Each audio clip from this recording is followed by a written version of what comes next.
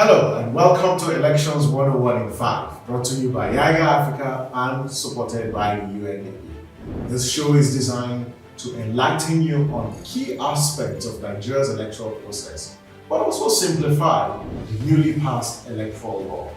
On this show, we focus on the how and not who to vote. My name is Samson Itodo, and let's get started.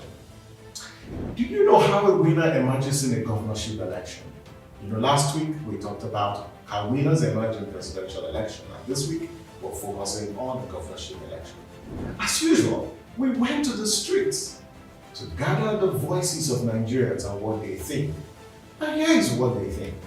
The person that have the highest votes will win the election. In fact, I don't know who they win for election. Nigeria election, no be person go dey talk of. After when they count the votes, they will not know who is the winner.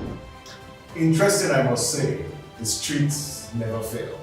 And now to answer that question, here are two conditions a candidate vying for the office of the governor in any state in Nigeria must fulfill.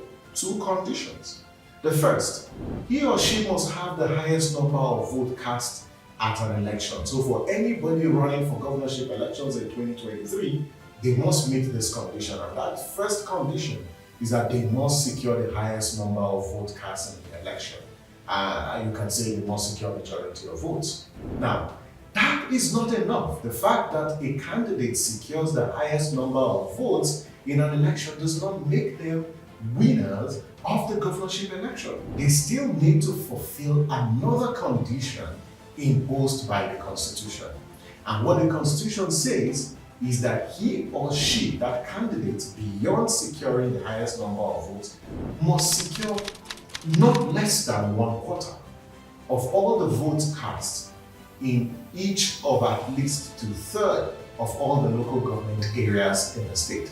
You might think that's complicated, but it isn't. So let's break this down. For instance, in a state with 20 local government areas, a governorship candidate will only be declared winner if he or she does what? One, secures the highest number of votes, and then secures 25% of votes cast in at least 13 of the 20 local governments, because 13 represents 2/3 of the state, of the local government in the state. And that's very simple, I must say. Well, it is possible that after the first round, no candidate in a governorship election secures the highest number of votes or even secures the spread, and that's 1/4 of votes in 2/3 of the state, because it's possible to secure the highest number of votes and not secure the spread. And in that case, a runoff election will be organized by INEC within 21 days. And this is what the Constitution says with respect to the criteria for declaring a candidate a winner in a governorship election. If you want to know more about runoff elections as it applies to different offices, we have an episode focused on the topic of runoff. You can send us your feedback using the information displayed on the screen, and if you have topics that you want us to address on Election 101 in 5, please use the addresses and the information channels displayed on the screen. You can also watch previous episodes of the show on our YouTube channel, Yaga Africa TV. Now you know how a winner emerges in the governorship election. Please get your PVC.